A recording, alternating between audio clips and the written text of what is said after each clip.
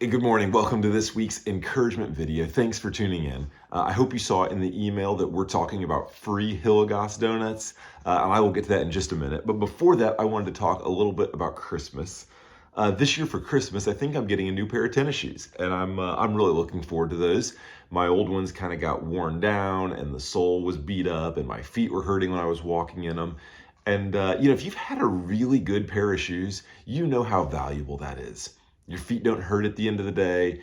You're walking, it's so comfortable. And when you've had a bad one, it's like, gosh, this just kind of wears me out. And so in a somewhat similar way, I was reading Romans 5 this morning. And it started to talk about what we stand in. Spiritually, we stand in certain things. Physically, we stand usually in shoes. And pay attention to what Romans 5:2 says. Here's what it says. Through Jesus, we have obtained access by faith into the grace in which we stand. We stand in grace, not in our own works, not in anything else, but just in grace based on who Jesus is and what he did. Here's what that means for shoes and all of that.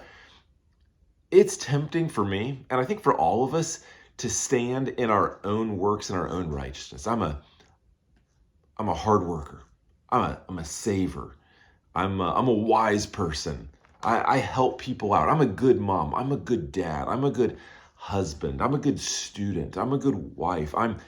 We stand proverbially in what we do. It's very natural for us. So we all do that in some way or another. I'm a welcoming person.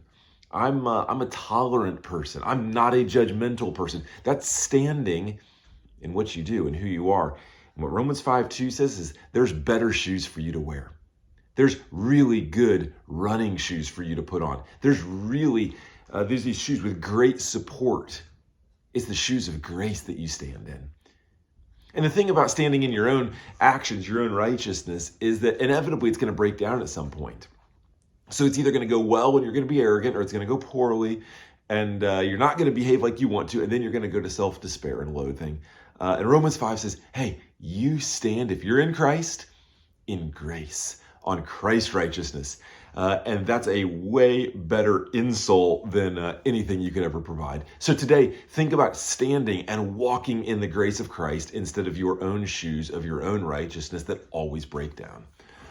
All right, here's the Hillegas Donuts part. You're looking forward to this. This Sunday morning, 9 o'clock, Pastor Casey will be unrolling our discipleship pathway.